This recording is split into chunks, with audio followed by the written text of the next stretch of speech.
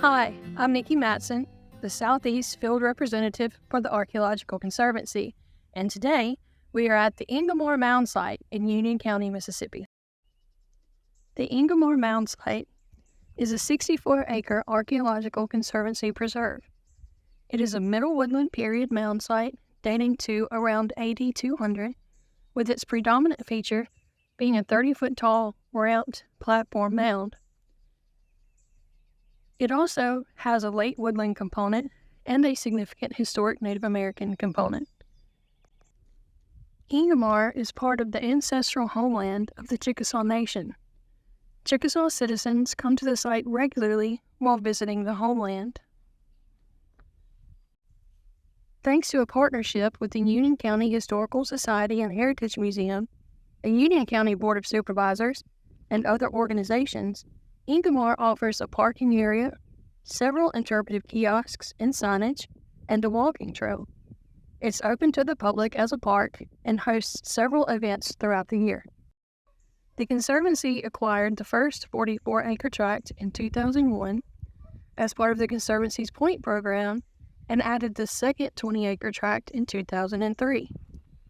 Since as early as around the mid-1880s, the majority of the site has fallen victim to agricultural practices such as bulldozing, leveling, and terracing. At one time, there were 4 mounds in this field.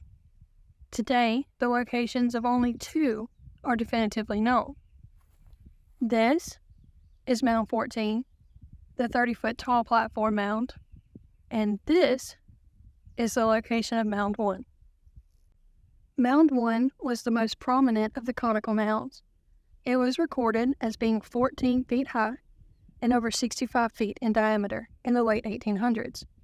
It measures less than 3.5 feet in height today as a result of bulldozing and cultivation. However, we can still learn quite a bit from what we call a mound remnant. This is Bradley Carlock, a professional archaeologist who graduated from Mississippi State University and studied under Dr. Janet Rafferty, who led field schools and other investigations here at the site. Can you tell us a little about the work you all did here at the location of Mound 1? What was the purpose of the work, and what did y'all learn from it? Sure, Nikki, I'd be glad to. So, as was said, I worked here at Mound 1 at Ingomar with Dr. Janet Rafferty. And what we did was we did a magnetometer survey of a portion of the mound that hopefully would show us what was still existing, if anything, in the subsurface of the original mound.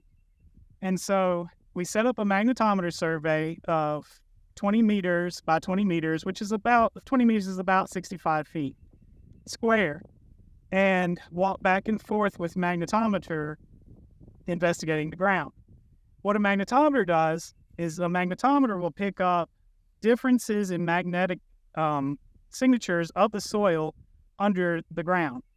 And so, for instance, if you dig a trench and then it gets filled in with different dirt later, the dirt that's inside the trench will have a different magnetic signature than the dirt that's outside the trench.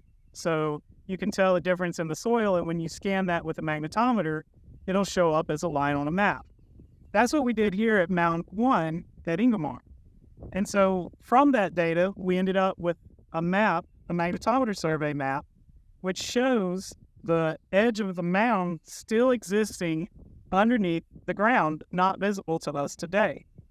And so even though Mound 1 has been subject to bulldozing, other land disturbance methods, and really now is just a barely discernible rise on the landscape, this shows us that there's still intact portions of the mound underneath the ground that are preserved for future generations to investigate.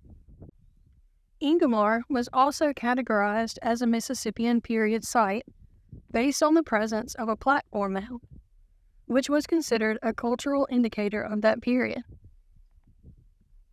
In recent decades, however, it has been proven that these mound types begin to show up in the woodland period and exist on many other sites across the Southeast. To prove that this was the case for Ingomar, Janet Rafferty and students from Mississippi State University researched the site and obtained 2 Middle Woodland radiocarbon dates for the site. The large, flat-topped Mound 14 produced a date of AD 210, while charcoal from Mound 10, a conical mound, was dated at AD 10.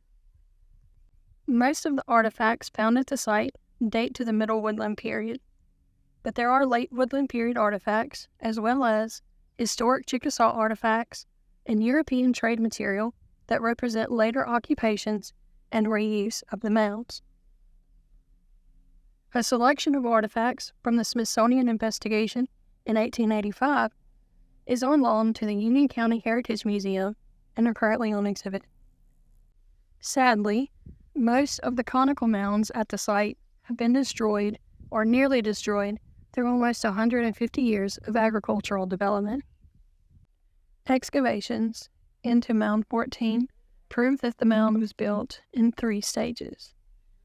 This is where the radiocarbon date for AD 210 came from. The top of the mound is now set up with benches and used as an outdoor classroom for educational purposes. The site is also a way station for monarch butterflies during their migration in September due to the many types of milkweed and other nectar plants that grow here. One big question when researching archaeological sites is to figure out what it was used for. What was its purpose or function, essentially? We know that artifacts found at the site are predominantly Middle Woodland and that the mounds also date to that period. But there has also been no evidence of long-term habitation or ceremonial indicators found at the site. Considering all of this information, Paula Andrus suggests in her graduate thesis from Mississippi State University that the Ingomar Mound site was most likely used as some type of communal area that was not lived at for more than a few days at a time. A number of Middle Woodland hamlets or occupation areas are found within Union and Pontotoc counties, relatively near the Ingomar site. It is suggested that people came to the site for short periods of time for various reasons, such as construction of the mounds and for burial practices.